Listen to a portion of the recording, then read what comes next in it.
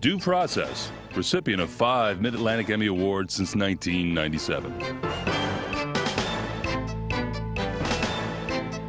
I wouldn't want anyone to go through the type of ordeal that we went through. Your home is supposed to be where you feel safe at, you know. But within a month of moving in, Maddie Harrell and her family began living a nightmare. Their nerves and windows repeatedly shattered by bullets from a bigot's gun. Now the man who pleaded guilty to the crime is challenging New Jersey's hate crimes law on this edition of Due Process. Major funding for Due Process is made possible by the New Jersey State Bar Foundation, committed to educating the public about the law. Additional funding is provided by Lawyer's Diary and Manual.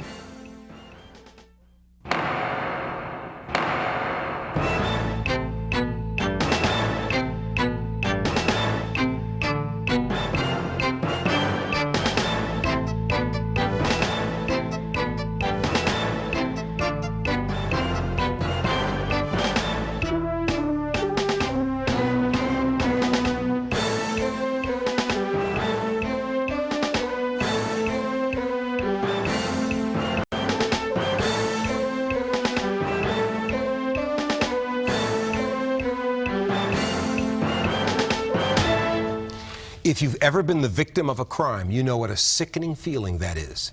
Now imagine you're a victim for no other reason than the way you pray, or whom you love, or the color of your skin. It's a violation of everything America is supposed to stand for, and it's the reason for a whole new set of laws. Laws that are now themselves under attack, and nowhere more than here in New Jersey. Sandy King is here with the details. Raymond, they come under the heading of hate crime laws, and New Jersey's is one of the toughest. It provides for a judge to lengthen a sentence if the crime had its base in bigotry. But that law has been challenged all the way to the U.S. Supreme Court. And the court this week heard arguments. It all began with a black family that found itself literally under siege, a family that shared its story for the first time with us. The doors were shot out, the glass in the doors, the big window here to the right. He shot the sky window out, you know, and he really, and it was just like glass all over everywhere. The firestorm had come in the middle of the night while the family was asleep in the shiny new home they'd worked so hard to get. I was devastated. You know, at that time, it's like, you know, you move into, you know, a new home and you figure, you know, this is gonna be, you know, nice, quiet out in the country, you know, and to come into this, you know, it was devastating. It's a bad, bad way to feel. You know. A feeling that could only get worse when they learned the identity of the attacker. A fluent person, educated, had a profession. He was a pharmacist. And the reason for his vicious attack. Glass everywhere, just everywhere. It was horrible. By way of explanation, Mr. Apprendi said, look, I don't even know these people. I just want to let them know that blacks are not welcome in the neighborhood. His name was Charles Apprendi, and he lived just down the road in the neighborhood where she had come so her family could be happy and safe. She had the American dream, build a beautiful home, and then the devastation starts. You know, not even a chance to really unpack the boxes before it starts to happen. And the it was not one terrifying shooting, but four. Four over a 5-month stretch that began just 1 month after Maddie Harrell and her family crossed the color line and moved in. The first bullet entered my 8-year-old son at the time, Michael, the middle window. It went in and crossed him, you know, while he was laying in bed, you know, crossed right over him. Our little brother was hit the most. He was really the one that felt it more because he was so young. And the first shooting came through his own bedroom, so it really tore him up even to this day. The police had tried to reassure them. Perhaps it was a hunter's stray bullet or a childish prank, but it would all get worse before it finally was over. When we came to visit, we wouldn't sit in front of a window. We didn't know if a stray bullet was going to come because no one had any idea where this was coming from and what the motivation was behind it. And though the shootings went on, they're still there, as you can see. Maddie Harrell couldn't bring herself to believe they were based in the kind of racial hatred that in an earlier generation had forced her parents to flee Jim Crow, Georgia. This was '94. You don't look for things like that to happen, you know. But by the last of the shootings, just 3 days before Christmas, there was no more doubt. 2 o'clock in the morning, she called my house, woke me up, and she said that they caught him. And my first thing was, he white? And though they didn't know the shooter, they did know the family. His sister was Dawn's teacher. His mother had been Maddie's teacher years ago in high school. And just 8 days after their son's arrest, Bernice and Charles Apprendi sent Maddie this letter. Words cannot express the deep pain and shame we feel in our hearts for you. We're all victims in this horrible situation. But their focus soon turned to defense of their son, who was facing 80 years in state prison. When the police executed a search warrant at Mr. Apprendi's residence on December 22nd, in addition to the rifle that was used, which had a laser scope and a silencer, they found numerous weapons in the home, as well as 2 bombs up in Mr. Apprendi's attic. And though he had been charged on 22 counts, including attempted murder, he was allowed to plead guilty to just 3 lesser counts with concurrent rather than consecutive sentences. He was, as far as I'm concerned, smacked on the hand, said, don't do it again. And now you're, free to do what you want to do in a few years. In fact, his sentence was 10 years, with 2 more tacked on by the judge in accordance with New Jersey's hate crimes law, at least 4 of those years to be served before parole. And though that looked far too light to Maddie Harrell and her family, Apprendi appealed, challenging the 2-year extension and New Jersey's hate crimes law. This is the first time that the constitutionality of the extended term statute based on racial bias has been decided. Decided, that is, by an appellate court, and upheld again by the state's highest court. He has now gone beyond the New Jersey Supreme Court and appealed successfully, well, not successfully at this point, but at least the United States Supreme Court has agreed to hear the appeal. But that's not what's unnerved Maddie Harrell and her kids. Instead, it's the word that Charles Apprendi, after 4 years served, is back on the streets in a Camden County halfway house. I get out of my mind sometimes, I really don't want him to get out because I don't know how that would affect me. It'd probably throw me off again. We never really recovered from this. It's still scary. And though Maddie says she was gratified by community support in the wake of the shootings, I got cards, the farmers, they bought fruits and vegetables by. the scars, she says, run deep and constant. I'm still a little nervous at night still today, even though we did get help, to help us through everything,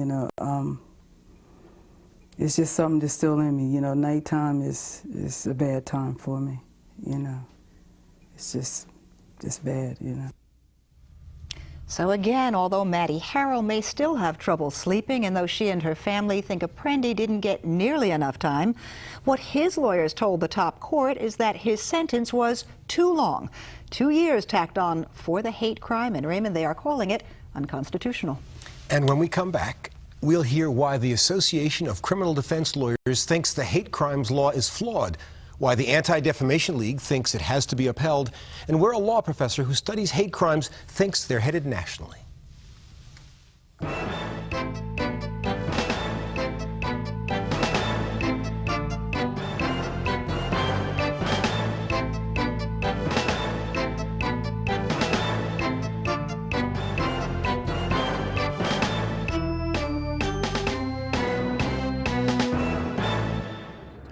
I really don't say that hate crimes are a big issue in New Jersey per se, to say like in New York. I think they occur everywhere.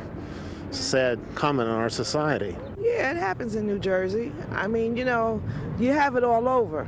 So wherever you go, it's going to be there. I see graffiti on the wall, racial slurs. You don't have a place to feel safe. Where you live, it's like you don't belong. I've seen it on the news. I've seen people make statements that are intolerant. I see, where I work at, TV, the news. You see it everywhere. I'm sure there are some hate crimes in New Jersey, but I don't really believe that they're as prevalent as most of us may believe. I think that hate crimes are pretty common in the state. Just how big a problem is hate crime? How can we combat it? Does New Jersey's hate crimes law go too far? And is the nation's highest court likely to let it stand? We'll hear some difference of opinion from Carl Poplar of the New Jersey Association of Criminal Defense Attorneys, from Shai Goldstein of the Anti-Defamation League, and in Newark from Rutgers Law School professor Charles Jones, who's writing a book about hate crimes around the country. Carl, I'm going to start with you because I've known you for almost 30 years, and we're both past president of the Association of Criminal Defense Lawyers. So the question is, since I know you're not in favor of hate or hate crimes, why do you oppose the hate crimes law that we have in New Jersey? I oppose the hate crime sentencing scheme. The sentencing scheme in New Jersey is one of 3 states in the country that gives a judge the power to enhance and even double the sentence on the basis of determining that the crime was motivated by hate, and the judge, not the jury, makes that decision. So if we had a structure that enabled the jury to make that same judgment about whether a sentence should be enhanced because of the motivation, would you be satisfied? I would not have any qualms as to its constitutionality, but I may still have some reservations as to the appropriateness of a hate crime statute. Okay. Shai, let me ask you this. How widespread are hate crimes in New Jersey? Is this an issue that remains at the forefront? Are we dealing with the remnants of something from the past? And are you concerned about the future?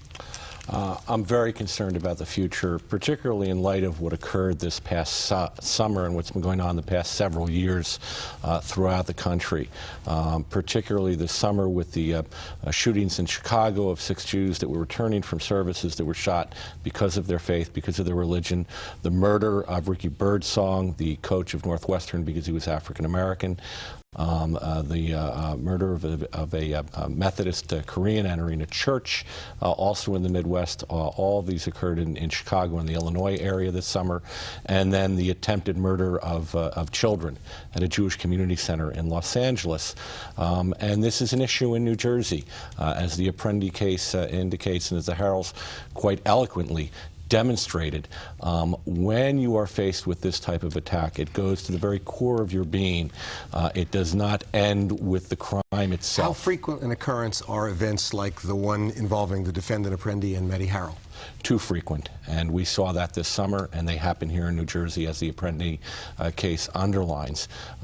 Sometimes they are very violent. All of them have implied violence, because bigotry by its very nature has an implication of violence. That's why when a synagogue or a church is desecrated, as happened in Woodbridge, New Jersey, in just the past couple of months, there was an African American church that for years had been fighting the zoning board to be located in a predominantly white area of Woodbridge, in the Seward area. And that church was desecrated with swastikas here in the state of New Jersey in 1999. So this is not ancient history. This type of anti-Semitism, racism, and bigotry are going on today. And hate crime enhancing statutes are not cure-alls, but they are part of the arsenal, just like an arsenal of democracy, in the fight against bigotry. Each of your organizations has filed a brief in the Supreme Court reflecting the position you take. Professor Jones, since I assume you haven't filed a brief, an amicus brief in the Supreme Court, in terms of this case, obviously New Jersey has its own way of approaching it. Is this a national issue, the question of the shape of hate crimes legislation, and is it controversial around the country? Oh, no question about that. It is controversial around the country. The number of hate crimes reported nationally in the UCR reports for 1998 was well over 7,000. What's a UCR report? This is the Congress requires the Attorney General to collect statistics about hate crimes occurring in every state in the Union. That act was passed in 1990, and so the federal government has been keeping fairly accurate accounts of hate crimes. What kind of a trend, if any, are we seeing in those crimes? Well, we're seeing an increase in the reporting of hate crimes all over the country, but it should be qualified that the some reporting agencies are just coming online, so that while there is an increase in incidents being reported, it's in part because police departments are now beginning to participate a lot more actively. While the Apprendi case is pending in the United States Supreme Court, can you tell us, A, what you think the result should be, and then predict what the court will do? Sure. I think the New Jersey statute is, as was pointed out, unusual in the sense that it gives to the sentencing judge the power to determine whether or not the defendant's purpose to intimidate or harass or to harm on the basis of race, religion, or other grounds should be determined as a matter of sentencing. That's unusual. Most states require the juries to determine the issue of the defendant's purpose. I suspect that the Supreme Court, which will take this case in comparison with other cases that it's decided in the past to determine whether or not the purpose to discriminate is an essential issue of the crime, will very likely distinguish this case from some of its others and probably invalidate the New Jersey statute. That doesn't mean that the New Jersey statute in total will be invalidated. Right, but let me ask Shai Goldstein whether or not you are committed in a strong way to the issue of whether it's the judge or the jury that makes the determination about the defendant's purpose. That is, would you care if the statute were redrawn so that either in the guilt phase or in the penalty phase the jury made a judgment about the purpose and whether there was bias involved? Do you care? We care in this sense that we want to maintain the law as it is, and we do not see a constitutional issue under In re Whipsip, because from our perspective, why should a judge not be allowed to increase by 2 years a sentence when judges are given the opportunity right now to increase a penalty from life imprisonment to death? We are now talking about a 2-year increase in the sentence versus a judge having the option right now to sentence somebody to death if there are aggravating factors. We consider if the attack was motivated on the basis of race, as it was clearly in Apprendi, nobody's disputing that, then an extra 2 years, it should be an extra 10 years, quite frankly. Well, let me ask you this, Carol. Let's come back to the Apprendi case.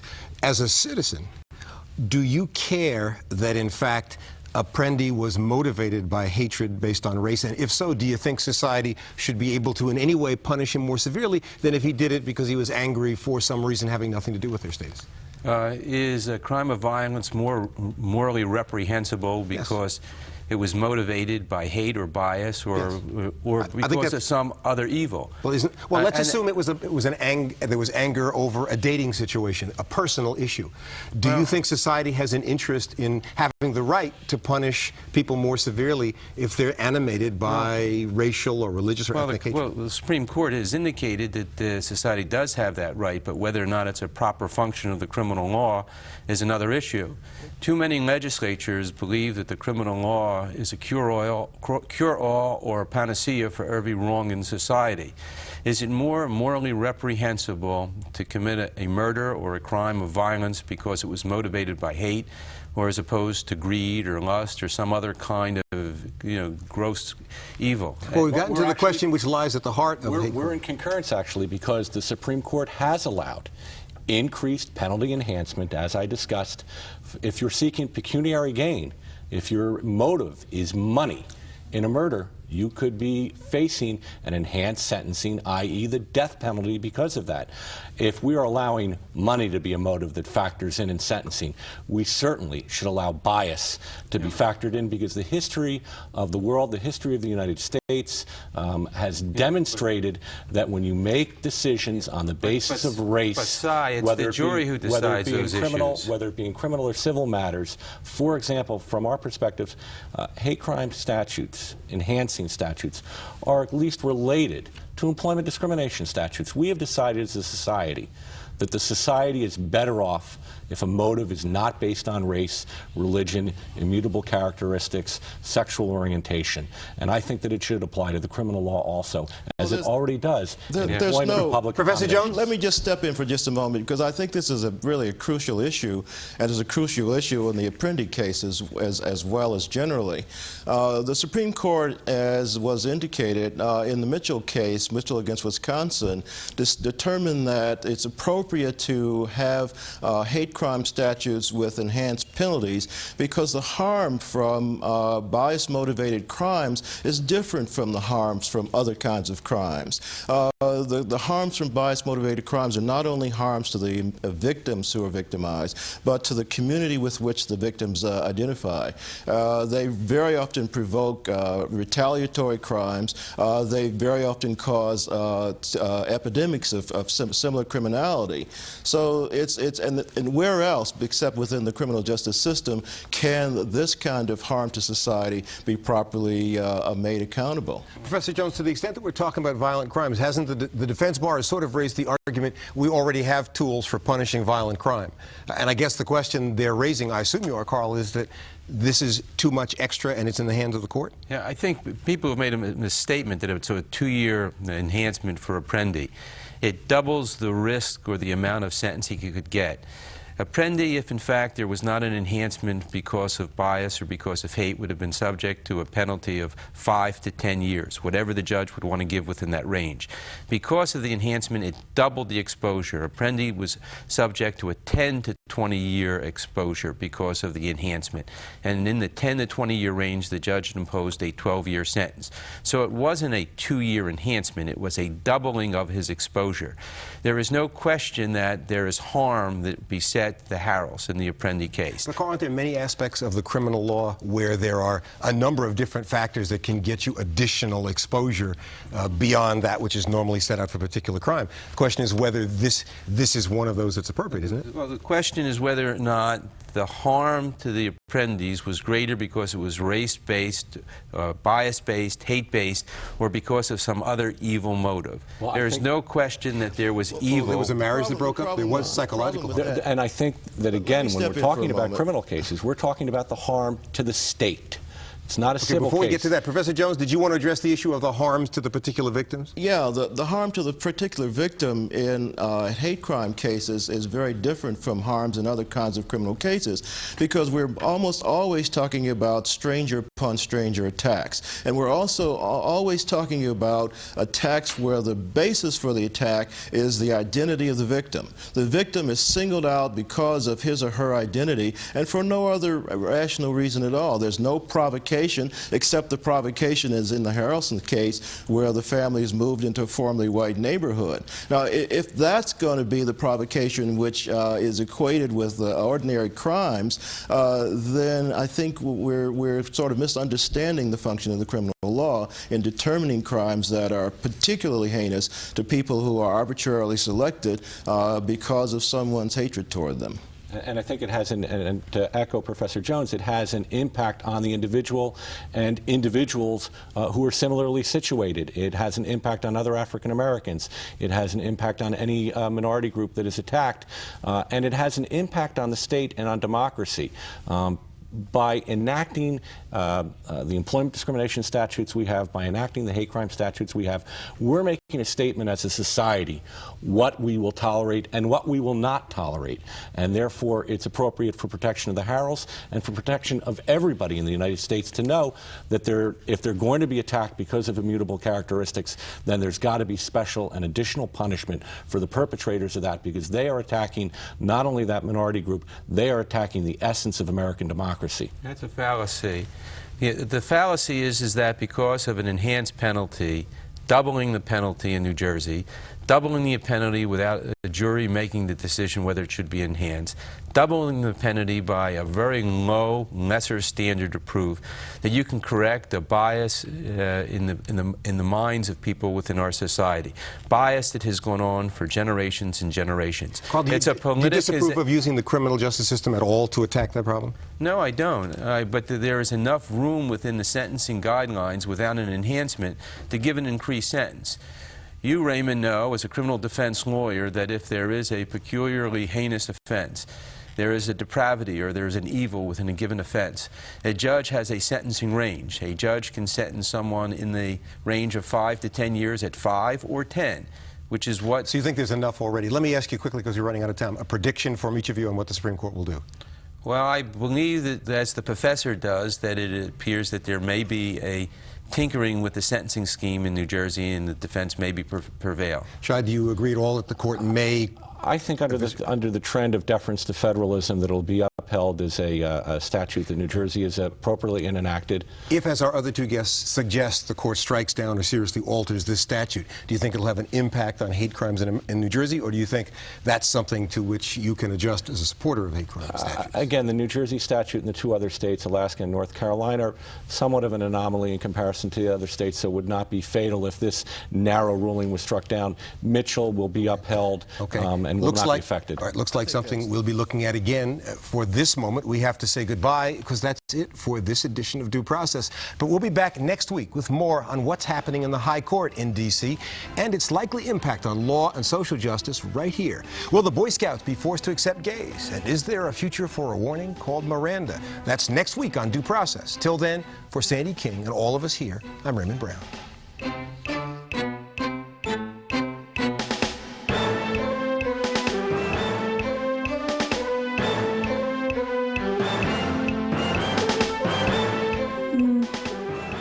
They were going day to day, but, you know, you could see it was a lot of questions that they had, too, that maybe we couldn't answer at the time, you know. What's going to happen with him? You know, are they going to keep him, you know, locked up? And, you know, not being able to look at them and say, you know, he's going to, you know, get the book through out and he's going to pay for this. He won't be out to hurt us, you know. Those type of things. You can't make promises like that because you don't know how the system's going to work. You know, and we learned that too.